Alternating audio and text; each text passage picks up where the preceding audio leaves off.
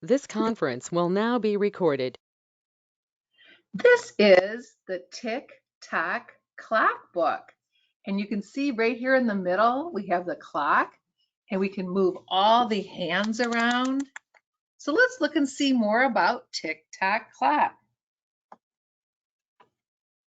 At breakfast time, Teddy has a bowl full of cereal. It's crunchy and munchy and yummy. Mmm. By 8 o'clock, turn the clock and the small hand to the number 8 and have the big hand on 12. It's 8 o'clock in the morning. It's breakfast time. Teddy loves to play with his toys in the playroom. He whizzes his train along the track. Choo, choo, choo. And now it's 10 o'clock. Can you see Teddy playing with his train? Look at all the fun toys in his room. So it's 10 o'clock, so the little hand's on the 10 and the big hand's on the 12. Teddy and Mommy have a lovely picnic in the park. Butterflies flutter around. One even lands on Teddy's head. Look at them. What are they eating? There's bananas and cupcakes, and I see sandwiches. It's 12 o'clock noon when the little hand and the big hand both point to 12. See how you can't even see the little hand right now? It's underneath the big hand. So that is called 12 o'clock, or sometimes we call it noon. In the afternoon, Teddy helps Mommy in the garden.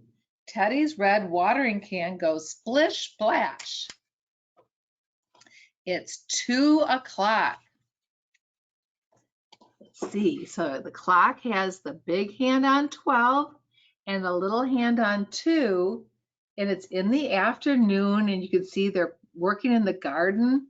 Looks like Teddy's using the watering can, and you can also see the sandbox, and it looks like they've washed their clothes and they've hung them up on the line. For dinner, Teddy has sausages, potatoes, and peas. He pretends his fluffy toy is eating too. So Teddy eats at 5 o'clock.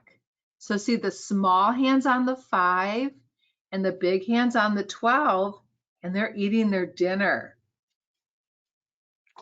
Sometimes people eat at 6 o'clock too, or even 7. So families eat dinner at different times depending on when they're done with work that day, or maybe if someone's doing a sport.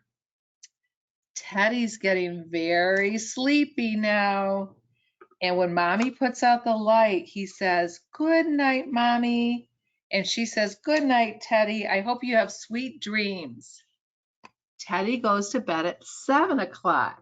So the small hand is on the 7 and the big hand on the 12. And he's going to have pleasant dreams. What time do you go to bed? Is it 8 o'clock?